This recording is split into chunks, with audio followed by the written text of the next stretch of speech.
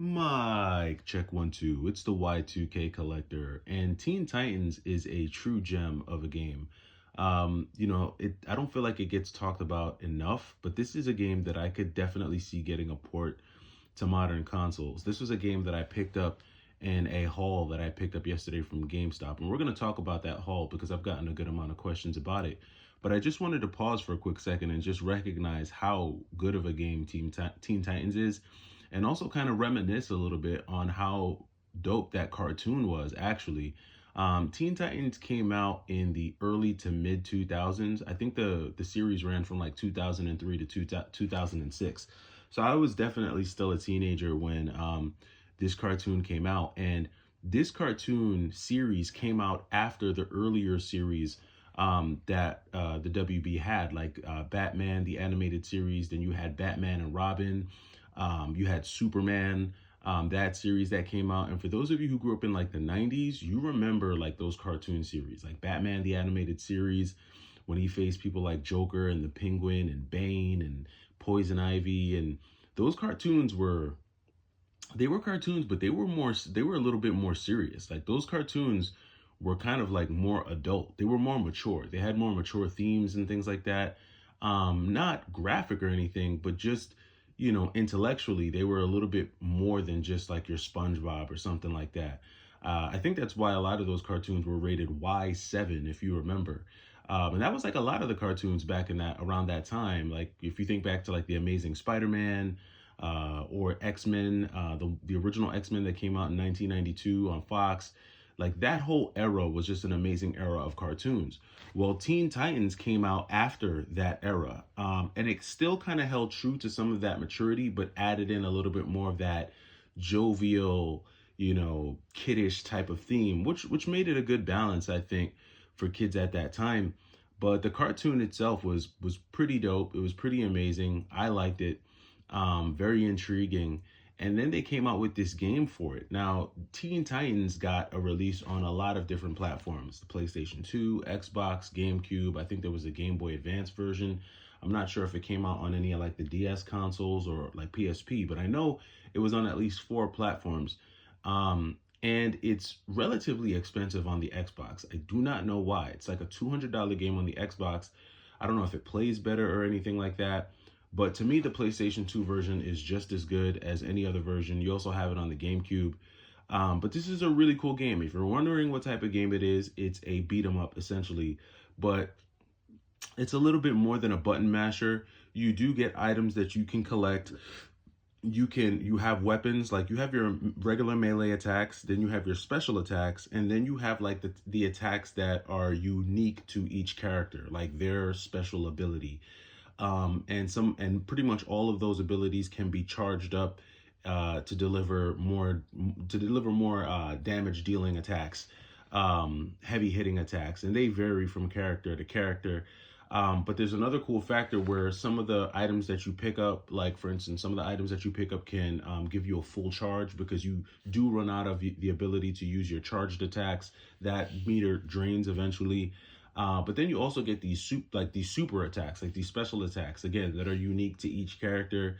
But overall, it's kind of like a melee style beat 'em up game, kind of top down. It plays a little bit like Marvel Ultimate Alliance, but I just love the fact that you're kind of playing in this like co-op setting. So even though it's like, I don't think it's 2 player. I think it's a 1 player game, right? I'm not sure if it's 1 player or 2 player. I'm pretty sure it's 1 player. But as you play through the game, no, it is up to 4 players. All right, so that's sick. Yeah, so you can play up to 4 players, but even if you're playing by yourself, you can kind of rotate between characters.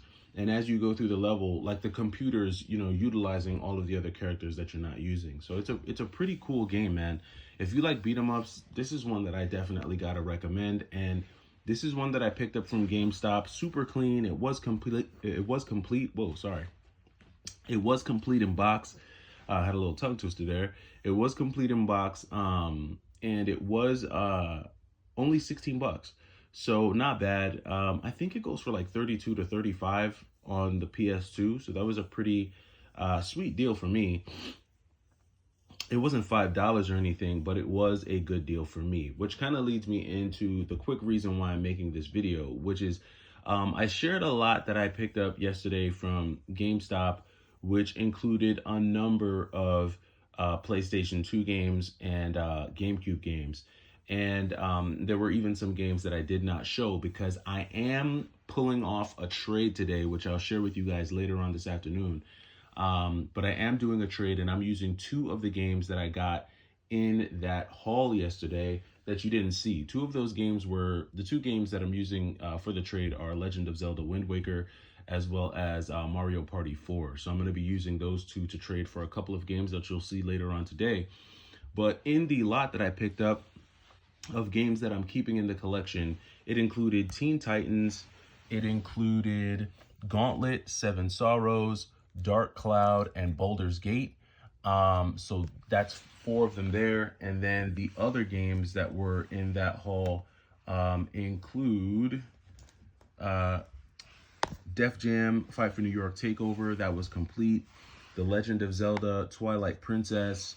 And I think that's it. Am I missing any? I think, oh, and Luigi's Mansion complete. I'm not going to grab that because I think we all know what Luigi's Mansion looks like. But so there were a lot of questions about the pricing and how much each of these games cost and so on and so forth. A lot of people were just asking about that. And kind of like I said in the video that I put out yesterday, on average, a lot of these games wound up averaging out to about 30% off.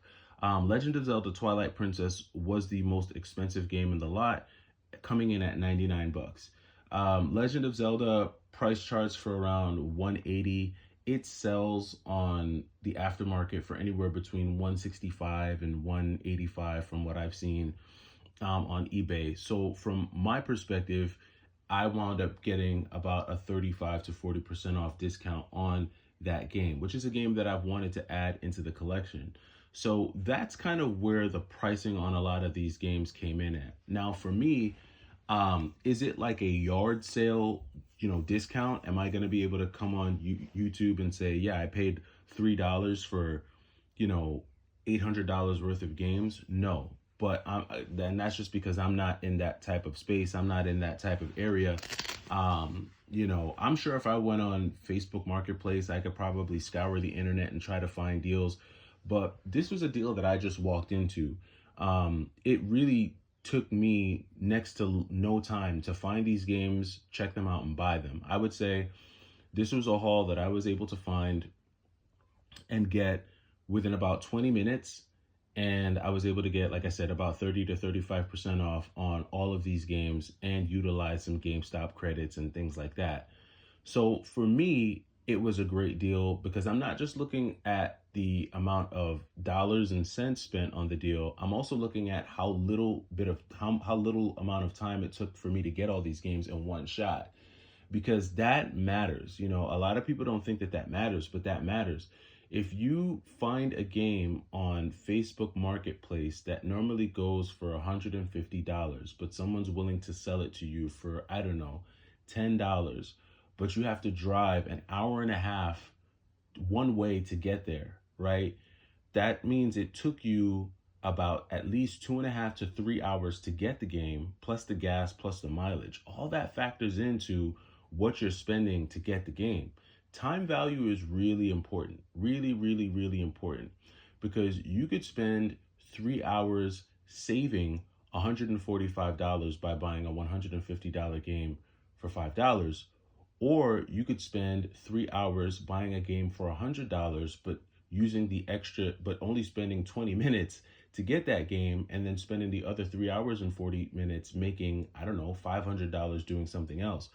So there's opportunity costs in everything that you do.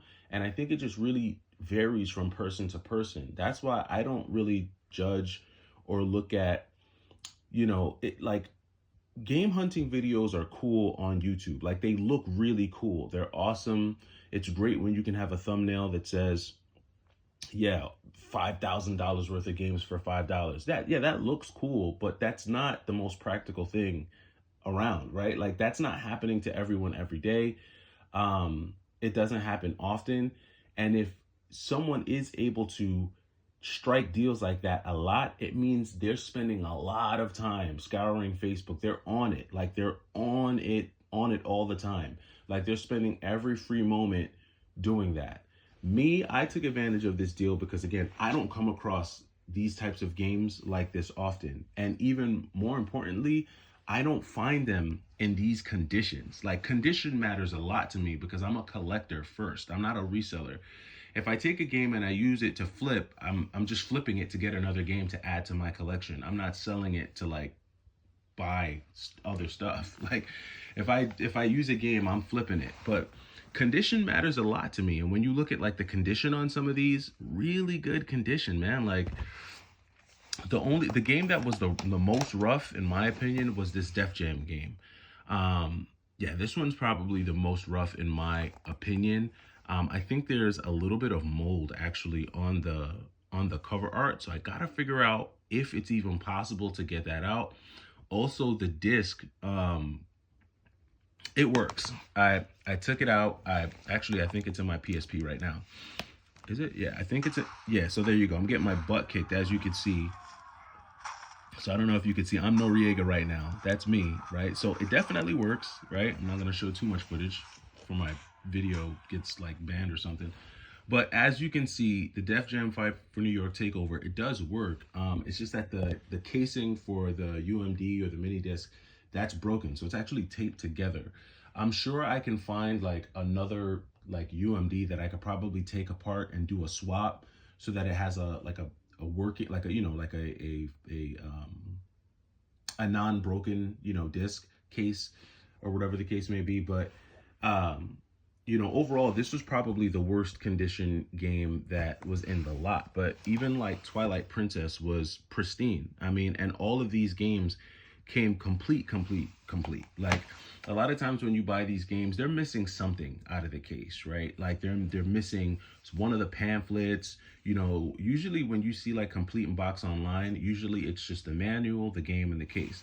With a lot of these that I found at GameStop, you do have the manual. I don't want to take it out, but I'll take it out to show you guys. So you do have the manual, but then you also have like the Nintendo Power subscription, right? And then you have like some of the other deals that come in there as well.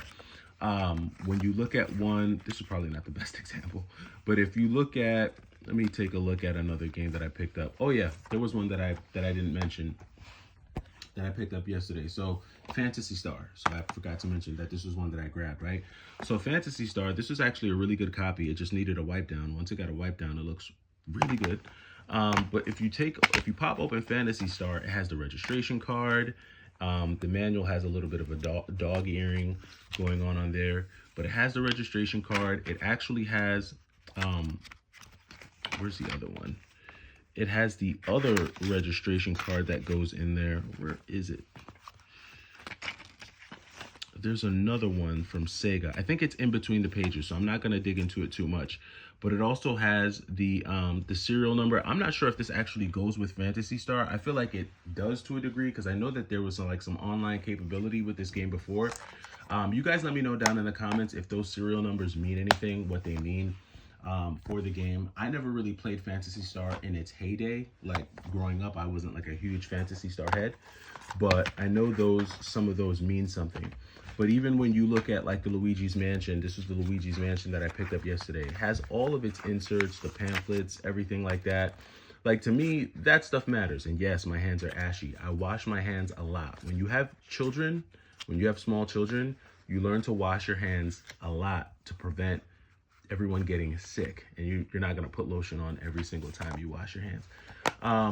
But yeah, I mean, a lot of these games were complete. They had everything that goes in the box, in the case, and, just the condition. Like the condition, it matters to me, to someone like me, right? So,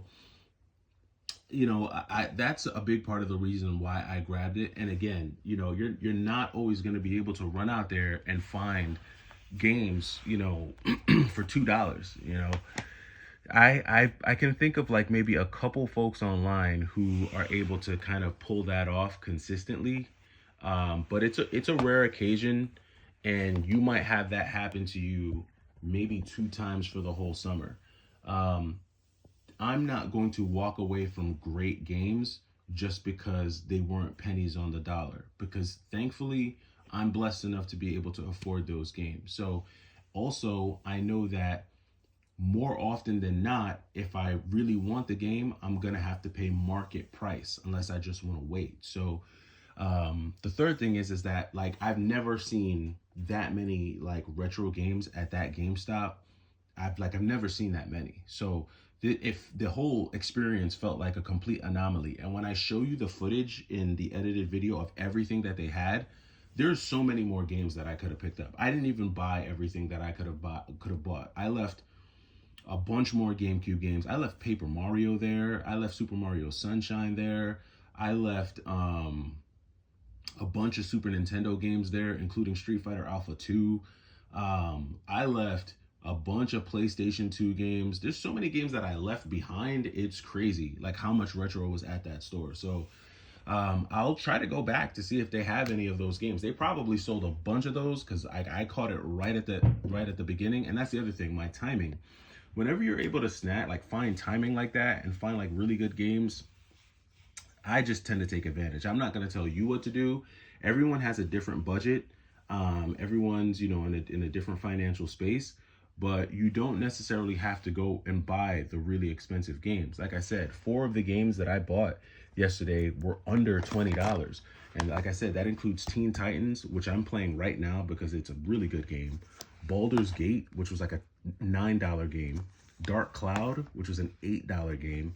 And then Gauntlet, right? Which was, as you can see there, it actually wound up being like $8 or $7 with all the discounts and everything like that. So, and again, same thing with the other games, right? Super complete, really good condition manual, registration cards, all the whole nine, right? Condition matters to me as a collector, and when I find really good games in really good condition, I am going to carpe diem. So it's the first day of spring. First day of spring. So many of you probably are getting ready to get out there and do some game hunting. Go for the cheap stuff first. Try to find the cheap stuff first. You're going to feel happy when you only spent 35, 40 bucks, but you came home with a stack of really good titles that you enjoy. If you're not a collector and you just want to play the games, then condition and things like that won't matter to you. And I think that's where like yard sales and stuff become more relevant, because usually yard sale stuff and thrift store stuff is a bit more rough. But let me know. Let me know if you plan on going out and doing any game hunting today. Let me know what you found, if you found anything good or not.